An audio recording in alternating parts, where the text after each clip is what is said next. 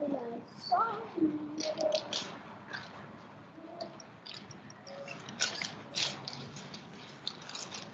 so the recording is on.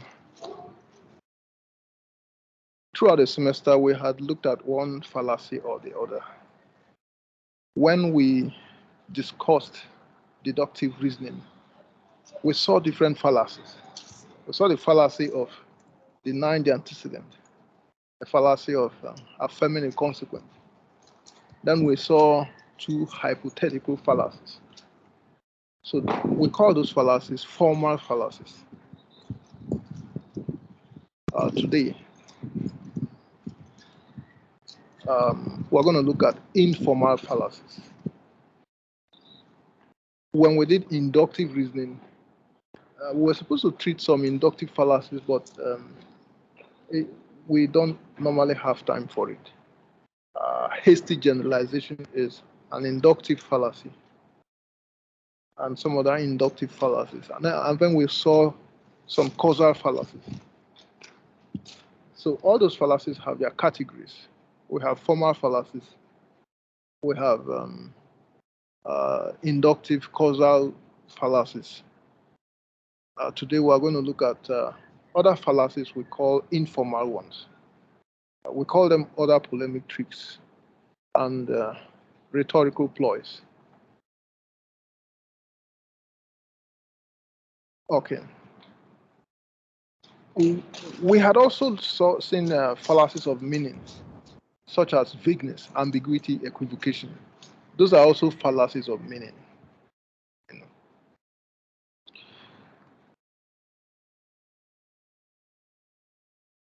Now, when an argument is neither deductive nor inductive, we see it as rhetoric or rhetorical reasoning. If speech is designed to make believe there is legitimate basis for dissent, but provides none of such basis, then it is a polemic trick.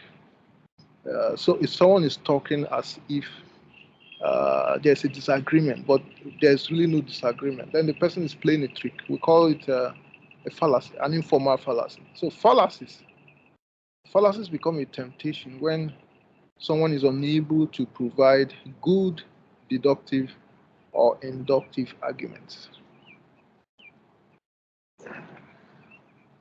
Now let's rehash the fallacies of meaning. We discussed equivocation before.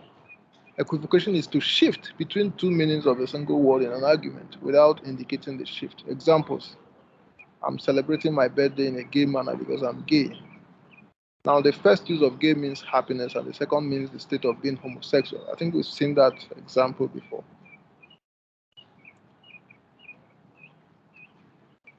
Second example, opposing a campaign for gender equality. Now, let's assume that some women are demonstrating for an end to gender inequality, and some people are not happy with the campaign. So let's assume that someone who does not support the campaign for gender equality is making an argument, and this is an example of such an argument. It is wrong for women to say that they are not free from gender inequality. They are free to leave the house, roam the streets if they like, go to church, market, and so on. Now, if you look at this argument, which is made up of two sentences, you see that the word free is used twice.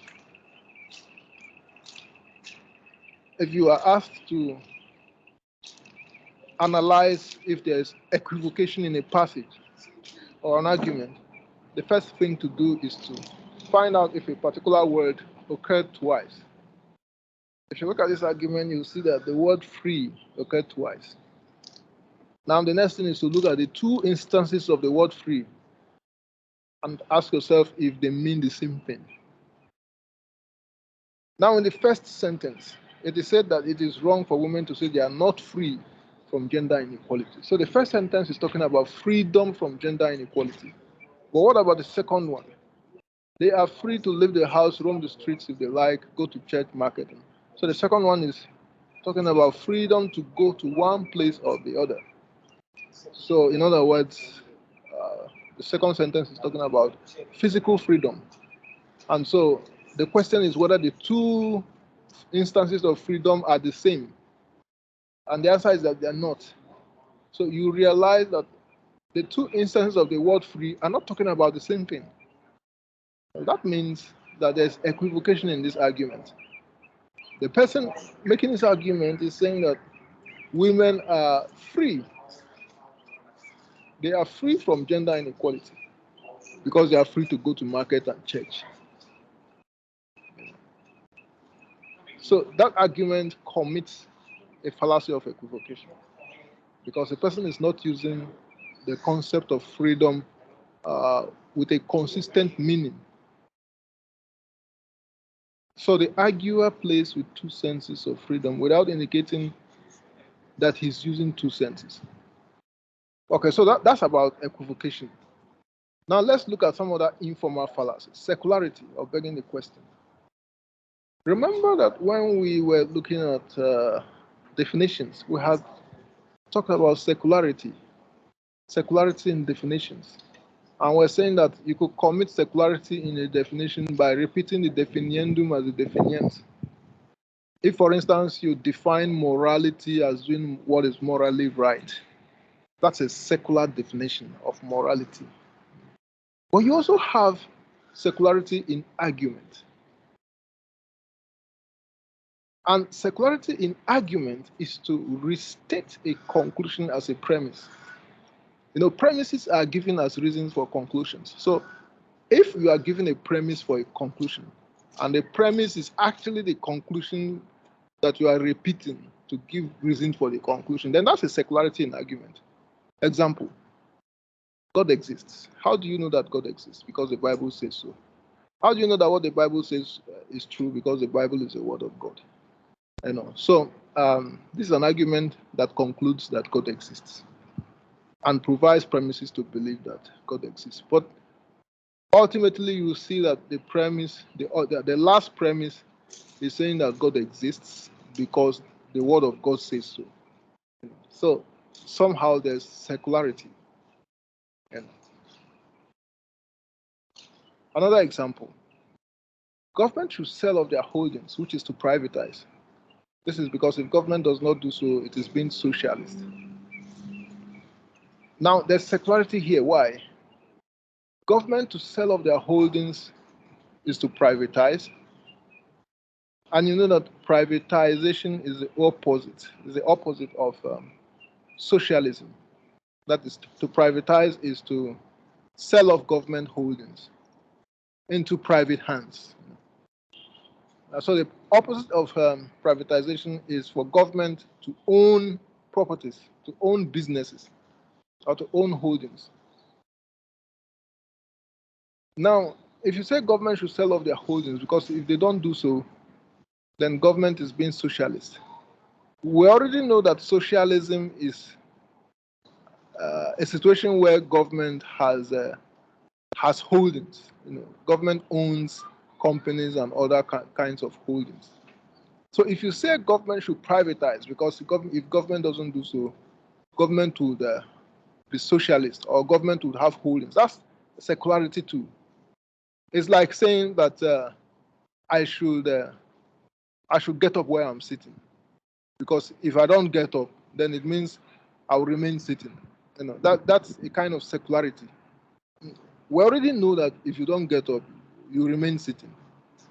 So if you say that the reason why you say that I should get up is that if I don't get up, I should remain sitting, you have also committed the secularity, because we already know that sitting, the person is sitting. So secularity is also committed when you offer the opposite of something as a reason why that thing should be done. Okay. Now let's look at grandstanding. Grandstanding is also called appeal to the majority, masses, or consensus. Grandstanding, defending a conclusion with premises stating how many people believe in the conclusion. Example, Toyota cars are the best cars today. This is because majority own them. Now, so when you make a conclusion or you make a claim and you defend it by simply saying that majority believe in the same claim, that's a fallacy called grandstanding. If you are making a claim or if you are defending something, if you are making a proposal, your defense is not supposed to be about how many people accept or believe it. Your defense is supposed to be about the merit of the proposal or the claim you are making. So Toyota cars are the best cars today because majority own them. The premise should rather be about what makes Toyota cars the best cars. What is it in Toyota cars that makes them the best cars? Another example, UFOs exist because majority of us now believe they exist. So the belief of people cannot prove the existence of something, even if those people are the majority. Then we have ad hominem. Ad hominem is also called personality praises or attacks, defending a conclusion by presenting premises about the personality of the person behind the conclusion. We have two types of ad hominem. We have positive and negative. Now, positive ad hominem is to support a person's position in a debate by saying positive things about the person. Example, I believe what he says about combating HIV because he comes from a family of medical doctors. Now, when you're making an argument in a debate and you are trying to defend a position, you don't defend a position by praising the person who advanced that argument. That will not defend it. So that's what we call positive ad hominem. Defending something by praising the person who, defending an argument by praising the person who made the argument. That's positive ad hominem. Then you have negative ad hominem, which you also call dyslogistic ad hominem. Dyslogistic ad hominem. Rejecting a person's argument or position by presenting premises attacking the person's reputation or circumstances. So when you reject someone's argument and say that the reason you are rejecting the person's argument is that the person's character is this or that, rejecting someone's argument by attacking someone's personality, that's a negative ad hominem or a dyslogistic ad hominem. You reject someone's argument by stating reasons why you don't accept the person's argument. The premises you present will be about the disadvantages, the merits of the argument.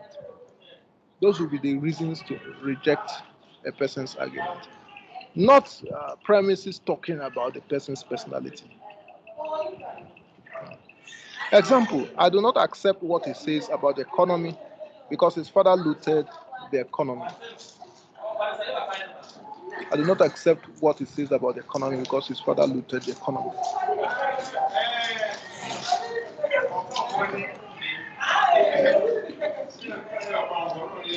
Illegitimate appeal to authority. Defending someone's position or argument by referring to the person's superior knowledge or expertise. Example, his position must be right because he has a higher educational qualification. Now, it is an easy temptation to say that someone is right because the person has a superior expertise or education concerning that particular topic. But that is a fallacy. That's what we call the fallacy of illegitimate appeal to authority. When you defend someone's position by referring to the person's superior knowledge or expertise. Okay. Then we have what we call the genetic fallacy, arguing that a conclusion or idea is right or wrong, or preferring or rejecting a product based on its geographical, chronological, or contextual origin. Example, in a debate between a British and Kenyan professor, I have not examined their arguments, but I assume the British professor must be right. So that would be fallacy. We call it a genetic fallacy. You know, arguing that something is right or wrong based on its origin. And we have different kinds of origins. It could be a geographical origin. When you say an American professor must be right and an African professor must be wrong, that's a genetic fallacy that has to do with geographical origin. It could also be chronological origin. When you say that an older person must be right and a younger person must be wrong, then that's a genetic fallacy that has to do with chronological origin. And then when you say that someone, so context would refer to all other kinds of genetic fallacies. Context itself is a very wide and vague term that can mean any kind of context in which you think someone is right because of the person's status, and the other person must be wrong because of the person's inferior status. Another example, I have not examined the German and Ghanaian products, but I think the German product has to be the better one. So this is a genetic fallacy. Then we have appeal to threat, arguing that people should support a conclusion by presenting premises citing what will happen to them if they do not. Appeal to threat. Example, our SRC president has rolled out a scheme. If you do not support it, you will hardly get a job after school. So when you are supporting your argument by making threats, we call it appeal to threat. When you are supporting your argument by saying what will happen to anyone who doesn't believe in your argument, that's an appeal to threat. Then we have appeal to pity, defending a conclusion by whipping up sympathy. Example, look at Gregory's injuries. Look at Gregory's injuries. He was battered by our neighbors. So we should go and deal with our neighbors. So that's an appeal to pity. Now, when you say that your colleagues should look at Gregory's injuries and that your neighbors are responsible for that injury, therefore you should go and deal with your neighbors, it's an appeal to pity because the injuries alone do not explain what happened to Gregory. The big question is to ask or to find out what happened, the circumstances surrounding the injuries. What did Gregory do to incur his injuries? What if you went to deal with your neighbors based on Gregory's injuries, and then you are told that Gregory had stolen, or probably had even, attacked or raped someone, and then he suffered from some mob justice, or some group of people, angry people, decided to beat him. In that case, you wouldn't look so nice by going to deal with your neighbors just because you saw injuries on Gregory. So it's important to find out the circumstances surrounding Gregory's injuries and not just be pushed by Gregory's injuries to go and attack whoever you think caused the injuries. Another example, we should admit her into the program because although she did not pass, she's a quiet, peace-loving person and she just lost both her parents. So that's an appeal to pity. If you say that now admissions into universities are based on scores, so if you are arguing that someone who doesn't have a score needed for admission should be admitted because she lost her parents, then that's an appeal to pity. The fallacy of appeal to pity. Then we have fallacies of manipulating the data. Statistical fallacies. We are three of them. First of all, you have the fallacy of misplaced vividness, deflecting attention from a general problem by focusing too much on a few particularly vivid and provocative cases. Deflecting attention from a general problem by focusing too much on a few particularly vivid and provocative cases. Example, it is not true that women are still marginalized because Margaret Thatcher was Prime Minister of the UK. Ellen Johnson was President of Liberia, and Angela Merkel is the Chancellor of Germany. Now, this example says that it is not true that women are marginalized because about 4 women have been presidents of their countries. So what this argument does is to deflect attention from what millions of women are suffering all over the world by just pointing to the successes of only 4 women. So that's why we say that it is deflecting attention from a general problem by focusing too much on a few particularly vivid and provocative cases. So we call it the fallacy of misplaced vividness. There's a vividness. The vividness of 4 highly successful women, but the vividness is misplaced because it actually distracts attention from the topic. Then we have the fallacy of semi-attached figures or the deceitful use of statistics. Example, UG students are more mature than UCC students. This is because a study revealed that 73% of UG students are spiritually motivated compared to 56% of UCC students. Now, if you look at this example, you see that the premise does not match the conclusion. The conclusion is that UG students are more mature than UCC students. But the premise is a result of a study about spiritual motivation. And the question is, what is the relevance, or to what extent does spiritual motivation explain maturity? See? So the premise doesn't fit or match the conclusion. That's why we call it the fallacy of semi-attached figures. The figures that have been attached as a premise are not properly attached to the conclusion or cannot be properly attached to the conclusion. The fallacy of semi-attached figures. Another example, being a Christian in the USA makes you more prone to promiscuity than other religions. This is because research in the USA shows that the greatest percentage of promiscuity is by Christians.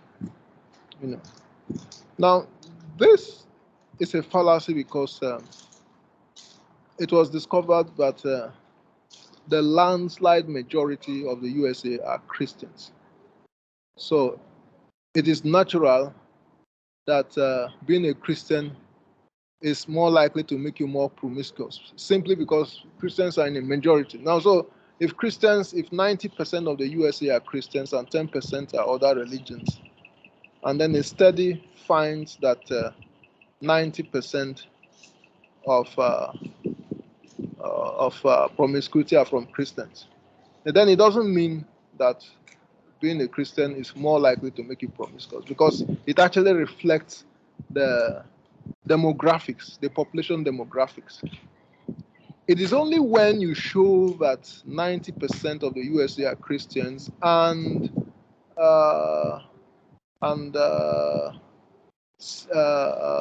let me say 95% of the cases or 98% of the cases are Christians.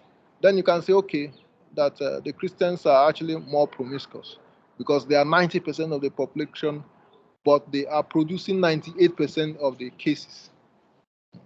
Now, if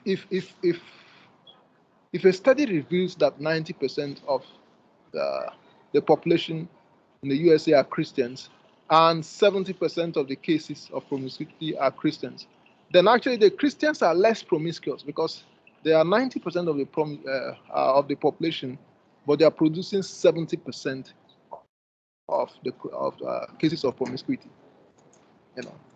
So when a research is done, you need to ask the background questions to know whether that research is really cogent or germane.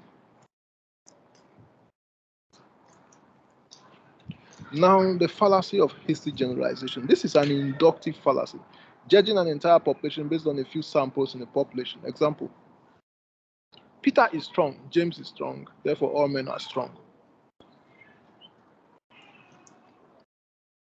We saw this when we were doing inductive reasoning. Now, so this is a conclusion about all men based on only two men, Peter and James. That's why we call it a hasty generalization. When the sample is too small to judge a population. Another example, 2 robberies have taken place in my house. The robbers involved were from the eastern region. Therefore, people from the eastern region are quite mean. So this is a fallacy, because if you are unlucky enough to experience 2 robberies, and in both cases, the robbers are from a particular region, and then you conclude that people from that region are quite mean. Someone else might have also experienced 2 robberies, and in both cases, the robbers were from another region. So as you are saying that Eastern regionals are quite mean, someone else is also saying that Western regionals are quite mean. But none of you will be correct, because each of you is committing a case, a fallacy of hasty generalization. So that's the end of the semester. What we just treated is our 12 fallacies. So there are actually up to 40 fallacies, and those fallacies were treated in the textbook that is being sold at the university bookshop, or at the, what do you call it, the bookshop beside the BAM library. But our focus this semester is on only these 12 fallacies we've just treated. So prepare these fallacies for your exams, and then maybe after your exams, during your holidays, you can read up more fallacies. Okay, so before I upload the recording, I can take a few questions. So if anyone has got a question to ask, please, you can ask now, and then we will round up and give you the video. Hello, good afternoon, sir. Yeah, good afternoon. Please, my name is Evelyn Apia. I was trying to get in contact with you. I sent you an email, but I didn't get a reply back. Yeah, oh, you didn't get my response. Yes, please. I'm an amnesty student. And then when I came to the country, you have already given some assignments. But when I checked the date of assignments to be presented, it was the due date was already gone. So I wanted to know if I can get any help to make a new assignment and submit, or. Okay, what you do, normally I respond to all these queries so that you don't miss out on the time. And my response to all the queries have been just one, that you should contact the UGRC 150 coordinator, because she is setting up those assignments and she is grading them as well. So, and I have no idea what questions she is setting up there. So you have to contact her as soon as you can. Have you contacted her? She wasn't around, but her assistant. Yes, please. Her assistant was the one who called her for me, and then she was like, she was saying that she cannot do anything about it. I should rather concentrate on the exams. No, wait. Did you send her an email? No, please. I went to her office. No, you send her an email so that she will treat it the right way. An email will put it on paper and make it more formal, so that she has to handle it the right way. So the physical visit has nothing to show it. Send her an email and she has to respond. Tell her that you went to her office, but you didn't get in touch with her, and then she would. I don't think you are alone. So at the end of the day, all those. Assistant called her. Come again. You were saying something as I was talking. Yes. Yes, please. I was saying that her personal assistant gave me the number. The personal assistant called her, not the number, but she called her, and then I talked to her on the phone. but she was saying she cannot do anything about it. But I should rather concentrate on the what do you call it, the examination, because the IA I wasn't that good in the IA. I couldn't get good marks in the IA, so I wanted the chance to get an assignment to add to it so that I can push myself a bit up. How many marks are involved? I got 8/30. 8/30. 8/20. Okay, so you actually attempted? Yes, please. If you attempted, then that's a different matter. If you didn't attempt at all, then would have pushed for another attempt, for a fresh attempt. Now that you've attempted and you have some scores, it will be more difficult to get her to do anything. So you're talking about a shortage of 22 marks, which you just have to make up with the other assessments. So I think the best thing you can do is to ramp up your preparation of the other topics. Yes. Yes, I'm hearing you. Go ahead. Hello?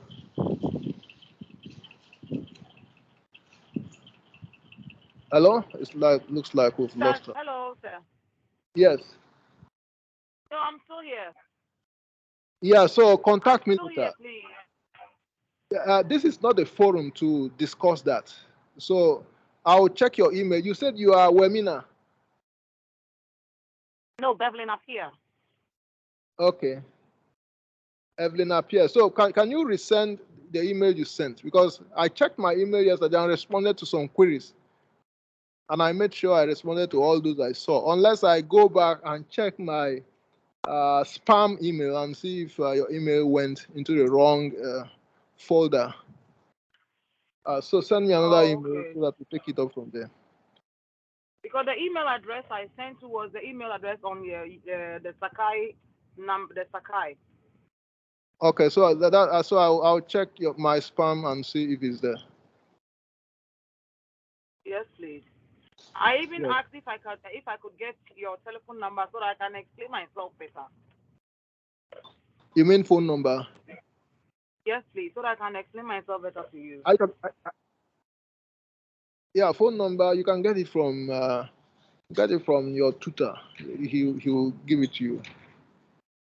Which tutor, please? But normally I will advise you to. Normally, I will advise you to make all your inquiries written so that there will be records. Oral conversations are not accounted for. All right. So, any other question? Can't I get your number? 05434. Please, just a minute, please. Sorry. 054 34 99 48 0. So 054 34 34 99 480. Yeah. Thank you very much. You're welcome. Any other question, especially about the informal fallacies? Let's see. Yes. So can you go ahead?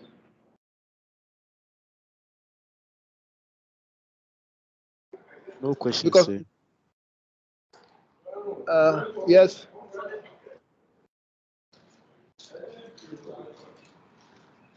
Because I'm going to have to upload this video right now, so that those who. I have a question. Yeah, go ahead. Sir, please. Is it safe to say that another name for rhetorical polemic is opinion? Rhetorical polemic. Yes, sir. Rhetorical polemic is mostly a passage containing emotive expressions. So there might be an opinion, but it is It is mostly accompanied by emotive expressions.